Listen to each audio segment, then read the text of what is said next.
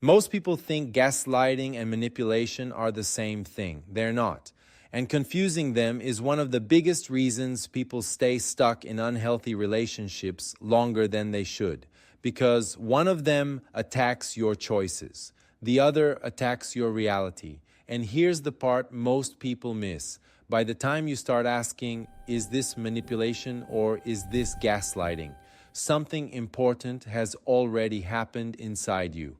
You've started doubting yourself. In this video, I'm going to break down the difference clearly, simply, and honestly, not in theory, not in psychology jargon, but in the way it actually shows up in real relationships. And there's one moment, just one, where the line between manipulation and gaslighting becomes very clear. Most people don't notice it. If you've ever felt confused, emotionally drained, or unsure of your own memory after dealing with someone, you'll want to stay for that part. Here's what we're going to do. Without giving everything away up front, we'll talk about what manipulation really is and what it isn't, what gaslighting actually does to your mind, why one feels uncomfortable and the other feels destabilizing.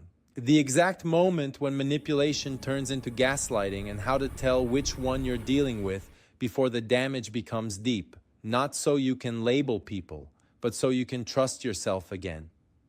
Before we go further, keep this sentence in mind. Manipulation wants your compliance. Gaslighting wants your confusion. Everything else builds from that. Let's start with manipulation. Manipulation is about influence. It's when someone tries to guide your behavior, decisions, or emotions without being fully honest about their intent.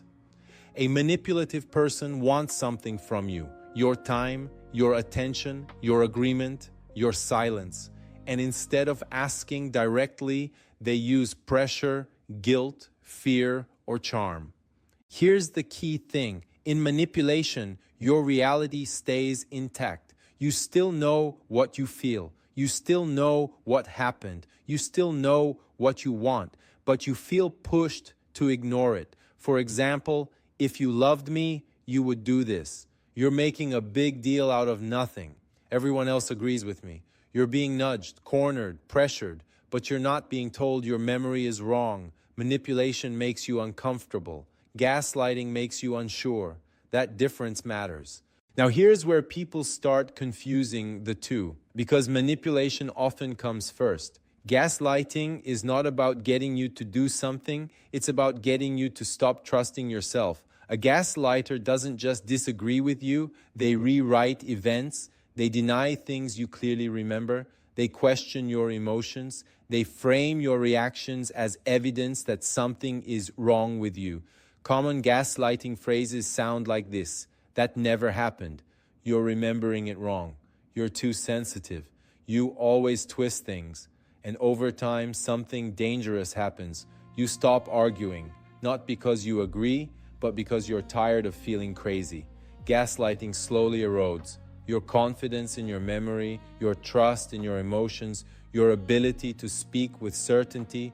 Manipulation pressures your choices. Gaslighting destabilizes your mind. Let me pause here for a moment. Has anyone ever said something to you that made you question your own feelings or memory, even though you couldn't explain why? If yes, just write yes in the comments. You don't need to explain anything.